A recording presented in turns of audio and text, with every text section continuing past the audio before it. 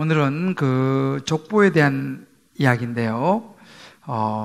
저도 이제 어린 시절에 이제 명절이 되면 이렇게 이제 큰 집에 가면 큰아버지가 이제 사촌 형들 또 동생들 저 이렇게 이제 불러놓고 자주 가르쳐 주시던 것이 있었습니다. 그게 이제 족보였습니다. 족보. 그래서 왜 그 시골에 보면 족보책이 누런 오래된 그 낡은 족보책을 펴놓고 이제 이렇게 말씀해 주셨던 그런 기억이 있는데요. 물론 저는 이제 어려서 이렇게 잘 이해는 못했습니다만 아무튼 이 족보를 그렇게 제가 이제 자라면서 접했는데 그래서 족보가 아주 낯설지는 않습니다. 오늘 성경에 보면 이 족보가 등장을 하죠. 이 족보는 성경의 역사이고 또 성경의 큰 틀, 하나님의 그 구원 계획을 볼 수 있는 좋은 도구이기도 합니다. 그래서 이제 우리가 창세기 5장에 보면 아담의 계보가 나와요. 하나님이 이제 아담과 하와를 창조하시고 이제 계보가 쭉 나오고요. 또 이제 오늘 이 11장에 보면 또 이제 내려오다가 10장 셈, 함, 야벳 나오다가 또 이제 오늘은 셈의 계보에 대해서 쭉 이제 나옵니다. 신약에 가게 되면 신약의 처음 시작한 마태복음에도 보면요, 이제 아브라함으로부터 시작된 계보가 쭉 족보가 나와서 예수님이 태어나시는 끝까지 이제 족보가 쭉 연결되는 것을 우리가 성경을 통해서 볼 수 있습니다. 하나님께서 성경에서 족보와 함께 보여주는 것이 뭐냐면 우리가 살아가는 인간의 삶이고 인간 사건을 중심으로 한 인간의 역사를 성경의 족보는 우리에게 보여주죠. 아담과 하와를 하나님이 처음 창조하셨을 때 이 아담과 하와는 뱀의 유혹을 받고 먹지 말라고 하는 선악과를 따먹음으로 해서 불순종의 죄를 짓게 됩니다.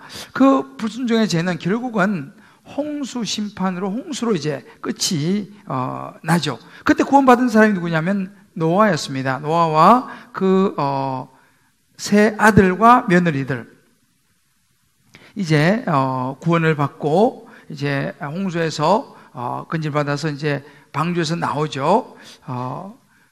그때 이제 어느 정도 정착이 되면서 또 농사도 짓고 포도 농사 지면서 이 노아가 안정도 되면서 포도농사 지은 것을 가지고 너무 많이 포도주를 마셔서 취하고 벌거벗는 그런 수치를 보이는 실수를 범하게 됩니다. 그 수치 앞에서 아들 셋 중에 함은 그것을 그냥 덮어주지 아니하고 나가서 다른 형제들에게 막 알리고 막 사람들에게 이렇게 이야기함으로 또 죄를 짓게 되죠. 이렇게 이제 함이 그런 죄를 지으면서 또 그의 이제 아들들 자손들이 타락하기 시작합니다. 그러다가 이 함의 자손으로 등장한 사람이 니므롯, 기억나시죠? 니므롯이라는 사람이 등장을 하면서 바벨탑을 쌓아 올리면서 하나님께 도전을 합니다. 결국 하나님의 심판으로 이제 바벨탑이 무너지고 흩어지는 그런 사건들을 이제 우리가 지난주까지 보았습니다. 이 바벨탑의 사건은 우리에게 중요한 두 세계로 이렇게 나누어지는 것을 우리에게 보여주는 것이 바벨탑 사건입니다. 그 하나는 뭐냐면 자신의 능력을 믿고 하나님 없이 바벨탑을 쌓으면서 하나님께 도전하는 함의 손자죠. 니므롯. 그리고 이제 바닷가에 주로 거주하면서 경제적인 부를 창출해낸 부유했던 그런 영적인 것에는 전혀 관심이 없었던 야벳의 자손입니다. 기억나시죠? 이렇게 해서 이 함의 자손과 야벳의 자손이 이제 하나로 묶이고 또 하나는 평범했지만 하나님을 의지하고 믿었던 이 셈의 후손과 그 셈이 믿는 자손들 중심의 족보, 이렇게 족보가 둘로 이제 나누어집니다. 말하자면 인간 중심의 인생과 하나님 중심의 인생으로 이제 이 바벨탑 사건을 통해서 족보가 이렇게 이제 나누어지게 됩니다. 근데 성경을 가만히 보게 되면요, 이 함과 야벳의 족보가 이대로 끝이 나요. 그러니까 함, 야벳 그 자녀들로 해서 이대로 족보가 끝이 나고 더 이상 그 족보는 등장하지 않습니다. 근데 그저 평범한 사람들인 것 같은데 구원받은 하나님의 백성의 계보를 이어가면서 이 셈의 족보, 그죠? 이 셈의 족보는 10대까지 기록을 하고 있습니다. 그래서 이 셈의 족보가 이제 계속적으로 흘러가면서 나중에 예수님의 족보까지 쭉 흘러가고 그 이후의 삶까지 흘러가게 되는 것을 성경 우리에게 보여주고 있습니다. 이렇게 셈의 족보를 보여주면서 구체적으로 하나님이 선택한 셈의 자손의 역사와 특별히 그 중에서 태어난 아브라함이 이제 거기서 태어납니다. 이런 시간의 흐름 속에서 이 족보는 저와 여러분 한 분 한 분에게 어떤 의미가 있을까? 하나님께서 어떤 메시지를 주시길 원하실까를 놓고 제가 자료도 찾고 묵상도 하고 기도도 하면서 연구도 하면서 했는데 굉장히 어려웠습니다, 사실은. 그래서 어제 밤 늦게까지도 계속 묵상하고 설교를 사실은 준비를 했는데요.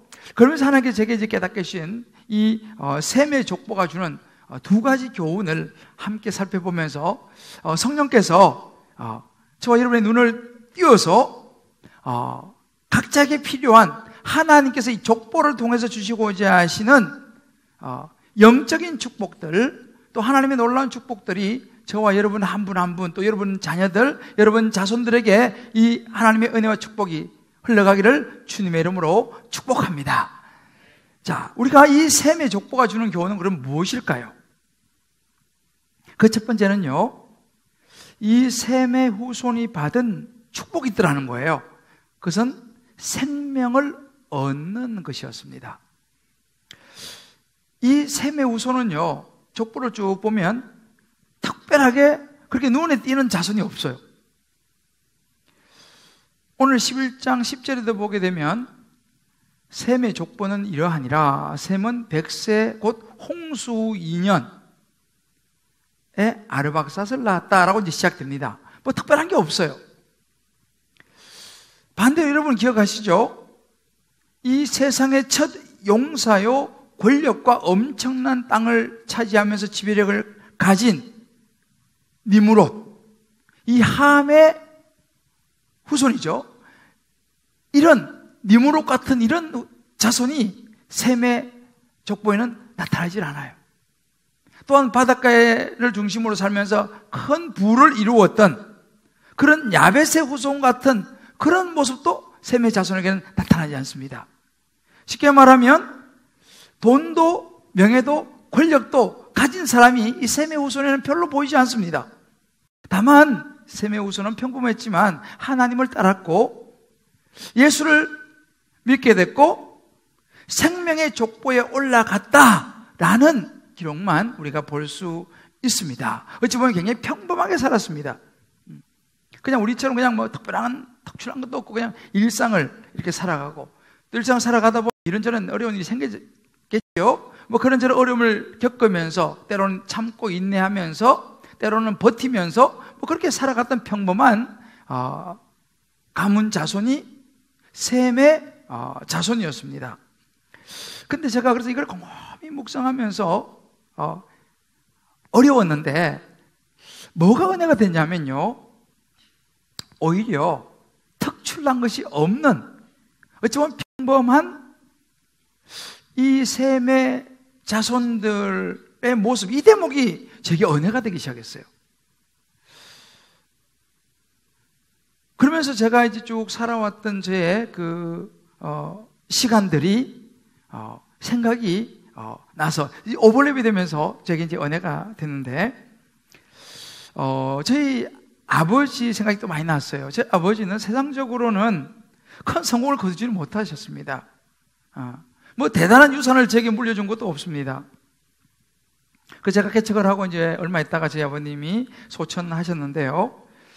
저희 아버님이 이제 소천하셨을 때 이제 내려가서 장례를 다 치르고 이제 나면 이제 그 뭐 옷이라든지 이제 유품을 정리하지 않습니까?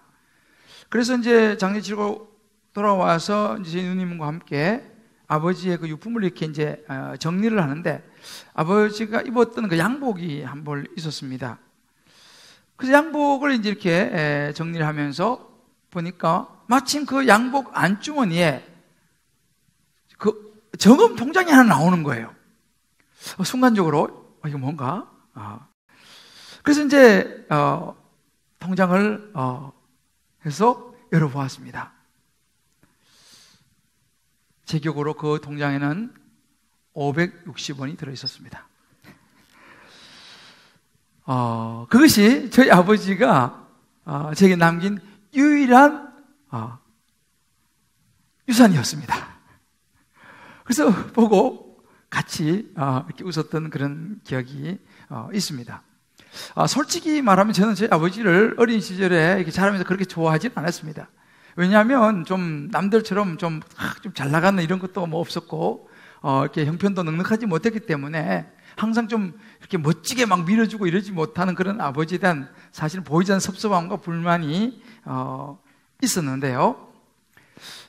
자라면서 제가 이제 조금씩 철이 들고 하나님을 더 깊이 알아가면서 지금은 제가 저희 아버지를 누구보다도 존경합니다. 왜냐하면 저희 아버지가 이렇게 뭐 함처럼 어떤 큰 명예를, 세상적인 어떤 이런 그 화려함을, 때로는 이 야배처럼 어떤 재산이라든지 어떤 부유함을 남겨주지는 않았어요. 근데 어릴 때부터 저와 우리 자녀들을 자연스럽게 교회로 이렇게 인도하시면서 어려서부터 제가 예수님을 알게, 또 그리고 해서 예수님을 믿을 수 있도록 보이지 않게 이렇게 길을 열어주셨던 것이 저희 부모님이었습니다.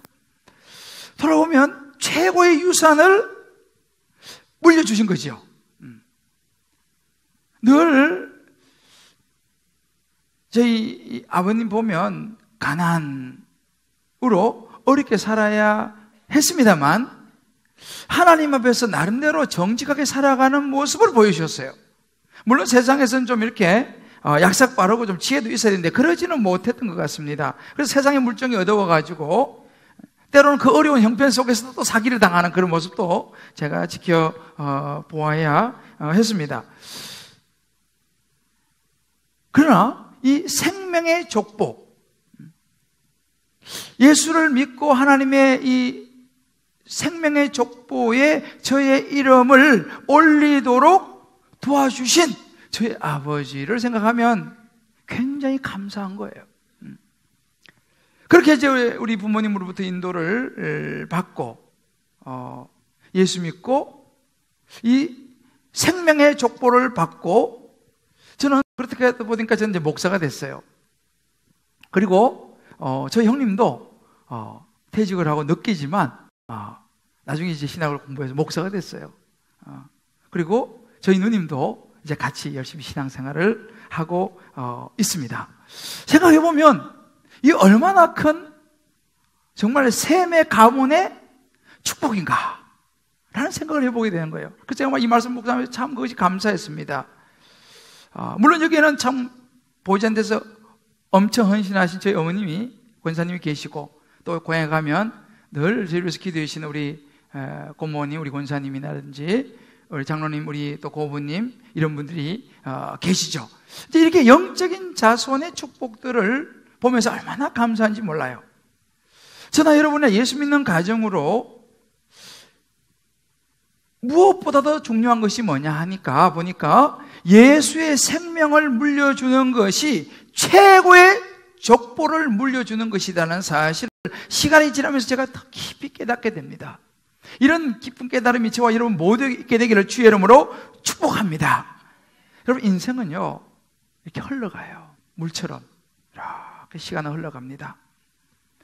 시간이 지나가면서 우리의 인생이라는 것은 여기 평준화가 되어 갑니다.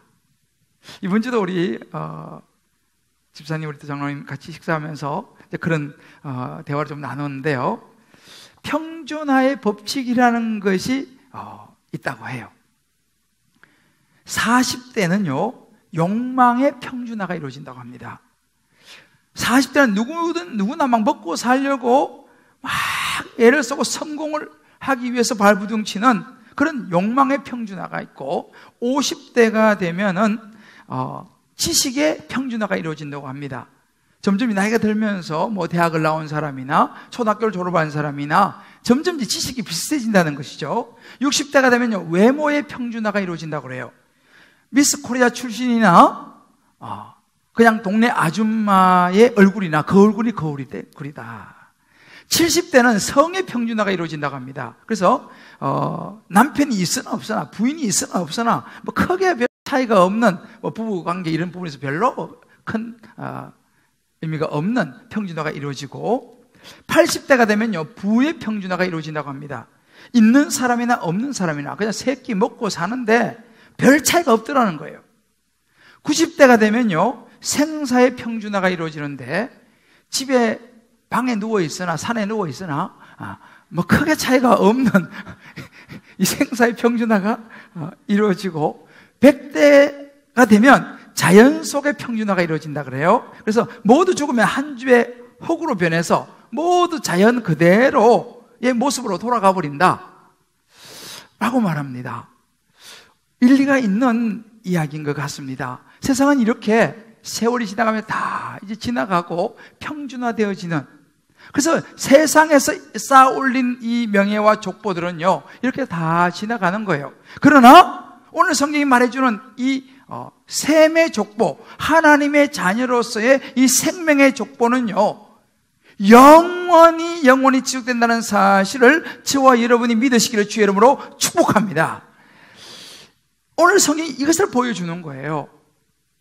오늘 여기에 보면 이제 부모님들이 대부분 계시죠. 자녀를 둔 부모님이 계시고, 물론 또 아직도 싱글도 계시고, 또 이렇게 여러 분이 계십니다만, 우리가 잘 생각해 보아야 됩니다. 이 땅에 사는 동안 우리가 이름을 올려야 될 족보는 어디가 우선순위고 중요한가라는 거예요. 우리 자녀들에게 물려줄 족보가 뭐냐라는 것입니다. 여러분 잘 아시다시피 미국 역사상 최고의 부자로 불리워지는 사업가이자 석유왕이었던 인물이 바로 록펠러였습니다. 이 록펠러는요, 어떻게 하다 그렇게 엄청난 부자가 되었는가? 근데 그런 이야기를 해요. 돈은 아무것도 아니다. 하나님만이 모든 것이 되신다라고 하는 유명한 말을 남겼죠. 이 록펠러가 어떻게 그렇게 큰 부자가 됐습니까? 이 록펠러가 한때는 미국에요, 석유계의 95%를 가지고 있었던 그런 사람이었습니다.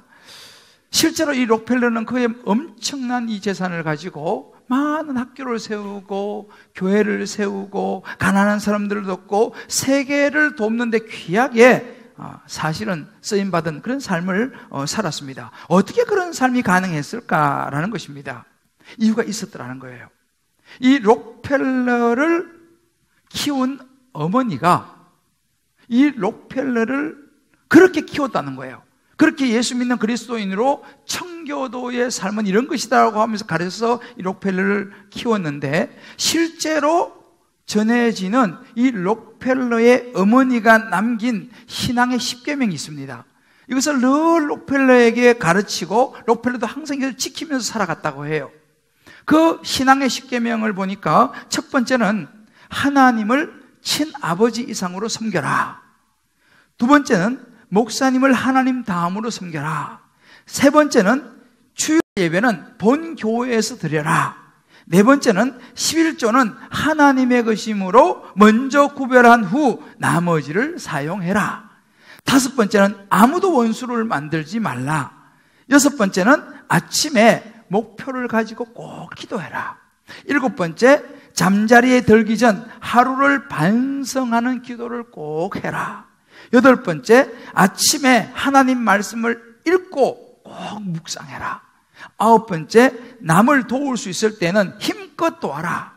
열 번째, 예배 시간에는 항상 앞자리에 앉아라.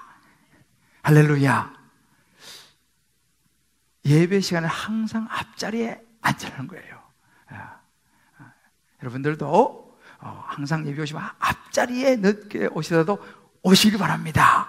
자, 한번 옆에 얘기합시다. 앞자리가 복된 자리라고 합니다. 그러니까 여기 복 있는 사람 앞자리 이렇게, 그죠? 이 앞자리. 자, 이게 이제 록펠러의 어머니가 록펠러에게 가르친 신앙의 10계명이었습니다. 신앙의 유산은 가장 값진 것은요, 무엇보다 하나님의 자녀로 하나님의 생명책에 기록되는 생명의 족보에 올라가는 것이라는 사실을 저와 여러분이 마음에 잘 새기시기를 주의 이름으로 축복합니다. 한번 이 부분을 가지고 여러분 다락방 가셔서 한번 나눠보세요. 혹시 아직 다락방을 못 나가시는 분은요, 이제 다락방을 다 나가시길 바라고, 거기서 나눔이 되게 중요하거든요. 또 그런 분이 나가시다가 밖에 보면 이렇게 그 다락방 교재가 있어요. 한 장 가져가셔가지고 설교를 좀 생각하시면서 다시 한번 좀 여러분 스스로 혹은 가정의 자녀들하고 이 부분을 한번 나눠보시는 것도 도움이 되리라 생각합니다. 우리 한번 이 부분을 적용해 볼 필요가 있습니다. 저나 여러분이나 우리가 자녀에게 신앙의 유산을 물려주기 위해서 어떤 노력을 하고 어떤 모습을 우리 자녀에게 보여주고 있느냐, 또 우리가 어떤 삶을 살아가고 있느냐 한번 생각해 볼 필요가 있습니다. 세상의 명예와 권력과 이 부유함을 최고의 가치로 삼고 살아간 이 함과 이 야베처럼 세상의 일색인 이 성공과 가치관, 그것을 은연중에 계속 부러워하면서 우리 자녀들에게, 때로는 우리 부모에게, 우리 자신에게도 너무 그쪽으로 은근히 푸시하면서 초점을 맞추고 우리가 살아가고 있지 않는지, 아니면 우리 자녀에게 길이요 진리요 생명 되시는 예수 그리스도를 전해줌으로 말미암아 예수 생명의 가치를 심어서 정말 생명의 이 샘의 족보처럼 하나님의 생명의 족보에 우리 자녀들의 이름을 올릴 수 있도록 얼마나 내가 도와주고 있는가, 우리 자녀를, 부모를, 내 자신을 그렇게 애를 쓰고 있는지 우리가 한번 잘 이 부분을 묵상하고 생각해 볼 필요가 있습니다. 두 번째 샘의 족보가 주는 교훈이 있습니다. 이것은 하나님의 선택에 대한 부분입니다. 이 샘의 족보를 보면 하나님의 선택하시는 걸 잘 볼 수 있고, 거기 중심에는 믿음의 사람이라고 하는 믿음이 있다는 것을 우리가 보게 됩니다. 여러분, 창세기는요 모세가 기록한 것으로 우리가 알고 있습니다. 모세는 성경을 기록하면서 성경에서 창세기 10장에서는요 노아와 세 아들들에 대해서 잘 기록을 합니다. 그리고 11장에 와서는 바벨탑 사건, 또 바벨탑을 통해서 흩어지는 사건을 이야기하면서 11장 마지막에 모세는요 셈의 후손들에게 관심과 방향을 돌리는 것을 우리가 보게 됩니다.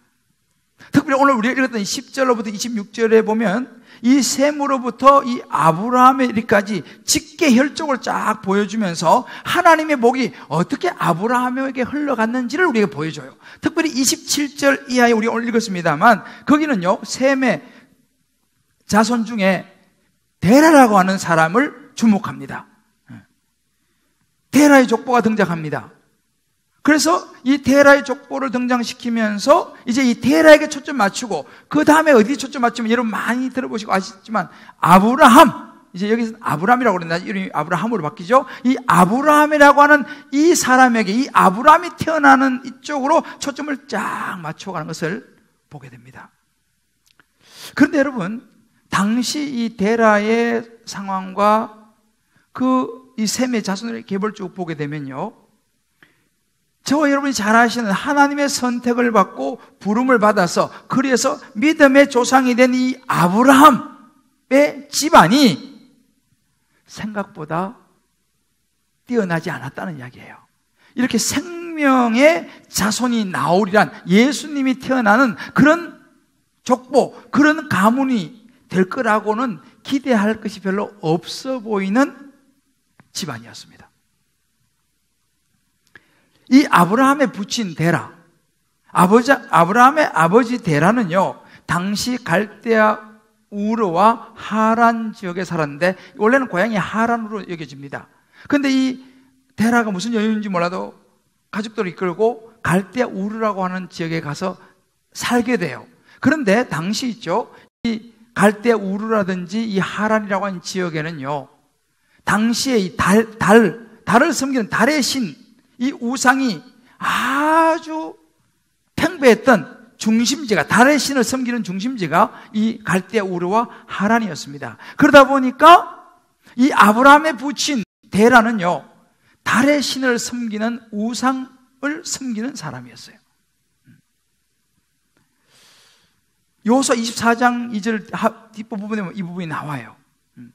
아브라함의 아버지 나홀의 아버지 데라가 강 저쪽에 거주하여 다른 신들을 섬겼더라. 그렇죠? 그러니까 이 아브라함의 아버지 부친은요, 뭐 특별한 사람도 아니었습니다. 하나님도 믿는 사람도 아니었습니다. 더군다나 이 데라가 아들을 셋 낳았는데 그 셋이 아브라함, 나홀, 하란, 이 아들을 셋 낳았습니다. 근데요, 이 아들 중에 이 막내 이 하란이 일찍 죽습니다. 우리말에 그러면 말이 있잖아요. 부모보다 자식이 먼저 죽으면 그 자식을 부모의 가슴에 묻는다고 하지 않습니까? 참 슬픈 일이 일어났어요. 자식이 먼저 부모보다 세상을 떠나는 이런 슬픔을 경험했습니다. 그런데 또 다른, 그래서 한 자녀는 죽고 또 다른 자식인 이 아브라함은 장가를 보냈는데 시집온 며느리가 애를 못 낳는 거예요. 요즘이야 이제 좀 다르지만 그 당시는요, 여자가 아이를 못 낳으면 이건 뭐 엄청난 결함이었습니다. 그래서 하나들은 일찍 죽고 하나들은 결혼시켜서 장가를 보냈는데 며느리가 애를 못 낳아요. 그나마 겨우 이제 중간에 있는 아들 하나가 결혼해서 그냥 평범하게 살고 있었습니다. 이것이 데라의 집안이었습니다. 별 특별하게 뭐 형통한 집안도 아니었고 그냥 그런 집안이었어요. 그런 집안에 하나님의 후손에 대한 약속이 주어집니다. 여러분 어떤 생각이 드세요? 이 아브라함, 그리고 우리 믿음의 조상 아브라함 많이 듣지 않습니까? 어찌 보면 하나님의 위대한 종이었던 이 아브라함 가정이 우상을 섬기던 가정이었다라는 거, 아버지가 하나님을 믿는 사람이 아니었고 우상을 섬기는 사람이었다라는 사실에서 어쩌면 굉장히 충격적이에요. 야, 아버지가 몇 대째 예수 믿는 집안 같은데 그게 아니고 우상을 섬기는 집안이었어요. 충격적이죠. 또 한편 위로가 됩니다. 더군다나 자식도 못 낳는 이 아브라함에게 하나님이 내가 너의 후손을 통해서 앞으로 내가 나의 기업을 이끌어갈 것이다 약속을 주시는 거예요. 여러분 소망이 생기지 않습니까? 최고의 신앙적인 환경이 아닐지라도, 몇 대째 믿는 집안이 아닐지라도, 가정이 여러 가지 뭐 형통한 집안이 아닐지라도 하나님이 그런 집안도 부르시고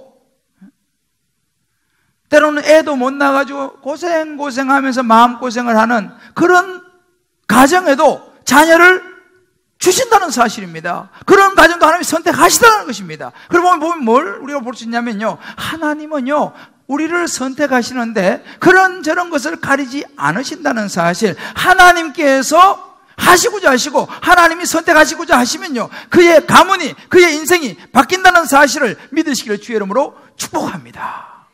할렐루야. 자, 우리 몇 분에게 한번 이렇게 한번 축복합시다. 하나님이 선택하시면 가문이, 자녀가 일어납니다 한번 축복하세요. 할렐루야. 이것이 오늘 셈의 족보가 우리에게 보여주는 중요한 메시지예요. 여러분 아브라함이 그러잖아요. 우상 섬기는 아버지, 동생은 일찍 죽고 부인은 장가갔는데 애도 못 낳고, 기가 막힌 환경 아니에요, 그죠? 그러나 이런 환경 속에서 아브라함은요 하나님의 부르심을 받고 그 믿음을 선택하고 놀라운 하나님의 믿음의 조상이 됐다는 사실을 믿으시기를 주의 이름으로 축복합니다. 이게 믿음의 사람이었어요. 이제 이 구체적인 것은 다음 주에 나옵니다. 12장. 다음 주 중요하게 꼭 빠지지 말고 오세요. 제가 이 대목을 묵상하면서 야, 그렇구나. 하나님은 특별한 사람. 꼭 뭐 몇 대째 믿는 집안. 그것도 좋습니다만은 아주 뭐 환경이 좋고 이런 사람만 선택해서 부르는 것이 아니라 이런 외부적인 조건이 다 충족된 그런 사람만 생명의 주인공이 되는 것이 아니라는 것을 우리에게 보여주시는구나. 할렐루야. 에베소 2장 8절 9절 이렇게 말합니다. 너희가 그 은혜를 인하여 믿음으로 말미암아 구원을 받았으니 이것은 너희에게서 난 것이 아니라 하나님의 선물이라 그랬습니다. 우리가요 하나님의 구원 백성이 되고 하나님의 선택받는 것은요 우리가 무슨 뭐 외향적으로 뭐 학벌이 좋고 뭐 능력 있고 뭐 재물이 많고 집안이 좋고 이런 것이 아니라 하나님의 은혜로 그저 믿음으로 그런 하나님의 선택을 받는다는 사실을 믿으시길 바랍니다. 그러면서 이렇게 말합니다. 왜 그러냐? 행위에서 난 것이 아니니 누구든지 자랑하지 못하게 합니다. 여러분 그런 외진 것이 조건이 된다면 얼마나 자랑하겠습니까? 하나님이 그거 원치 않는다는 거예요. 이 족보를 보면 느끼는 것이 뭐냐면요 하나님은요 이 아브라함을 기다리셨어요. 셈의 족보를 쫙 내려가면서 그 중에서 하나님의 말씀을 따르고 믿음을 선택할 사람이 누군가를 기다려 오시는데 바로 아브라함이 나타난 거 아니겠습니까? 여러분 여기 이제 부모님들도 계시고 또 우리 자녀도 계시고 다 계시는데 우리 부모님들 여러분 자녀를 보시면서 자녀의 상황이 어떠하든지 간에 어떤 세상의 눈으로 볼 때는 뭐 이러고 저러고 이런 상황이 있고 이런 것이 있다 할지라도 하나님이 여러분의 자녀를 선택하시고 하나님이 여러분의 자녀를 붙드시면 그 자녀는요 최고의 자녀가 될 것을 믿으시기를 주의 이름으로 축복합니다. 여러분 오늘 집에 가서 꼭 이렇게 자녀들이 얘기해 주세요. 너는 하나님의 기대주야.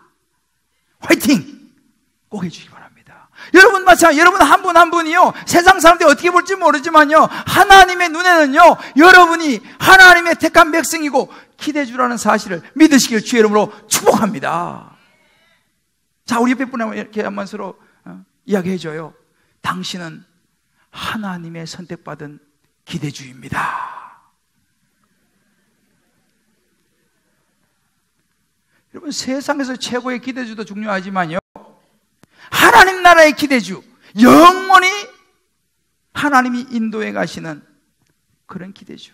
여러분 자녀를 향해서도 이런 시각을 가지고 지금 눈앞에 보이는 자녀를 보지 마시고 하나님의 선택받은 자손으로 생명책에 기록될 자손의 이름으로 여러분 자녀를 보실 수 있게 되기를 주의 이름으로 축복합니다. 2012년도에 서울대 수능 만점자가 나왔어요. 김성덕이라고. 수능 만점 받았어요. 서울대 경영학과에 전액 장학금 받고 들어갔습니다. 그리고 서울대 경영학과 수석으로 졸업했습니다. 굉장하죠. 우리같이 공부를 별로 못했던 사람 이런 이야기 들으면 어떤 사람이야? 이렇게 이제 보는데 그 타이틀이 이렇게 나왔어요. 서울대 수능 만점자 7년 후 뭐 하고 있을까? 이 타이틀이 딱 나온 거예요. 눈이 번쩍 떠가지고 도대체 뭐 하고 있지 이 사람? 제가 찾아가서 봤어요. 이 사람이 나와서 인터뷰하는 거예요. 2012년도에 들어갔으니까 지금은 나이가 그렇게 많지 않아요. 27살 정도 됐는데 그래서 서울대 이제 들어가 전액 자금 받았으니 뭐 돈도 뭐 안 들어오고 그죠? 근데 대학 들어가가지고 별로 공부 재미가 없더라는 거예요. 6과목 신청해가지고 한 과목 겨우 좀 듣고 나머지는 그냥 출석만 부르고 나오고 자기 그렇게 했대. 그런데 왠지 불안하더라는 거예요. 막 쫓기는 것 같고 막 두렵고. 그래서 뭐라 하나 따놔야지 해서 한 게 공인중개사 CPA 하나 땄대요 자기가. 그리고 지금은 보니까 통역장교로 이제 지금 군대 생활을 하고 있는데 이제 제대하면 그럼 뭐 할 거냐 이제 그 인터뷰하면서 물어봤어요. 그랬더니만 이 사람이 자기 금융계 쪽으로, 뭐 비트코인 뭐 그쪽 관련 그런 건가 봐요. 저는 뭐 들어도 용어를 잘 이해를 못했는데 한번 금융 그런 계통으로 가서 자기 일하고 싶다, 이제 그런 이야기를 하는 걸 봤습니다. 그러면서 자기 그런 이야기를 하는 거예요. 늘 자기 마음에 뭔가 채워지지 않는 이런 부분이 있고 늘 쫓기는 것 같더라고요. 왜? 자기는 최고의 꼬리표 붙어 있잖아요. 최고라는 게. 그죠? 그리고 솔직히 자기는 추억이 없대요. 왜 그러냐니까 공부한 것밖에 기억이 나는 게 없대. 학창시절에. 그러면서 그렇게 행복하지 않은 듯한 이런저런 이야기를 쭉 하는 걸 제가 봤습니다. 아마 앞으로도 뭐 잘 나가겠죠. 그렇지만 그 김성덕이라는 그 친구는요, 예수를 안 믿는 것 같아요.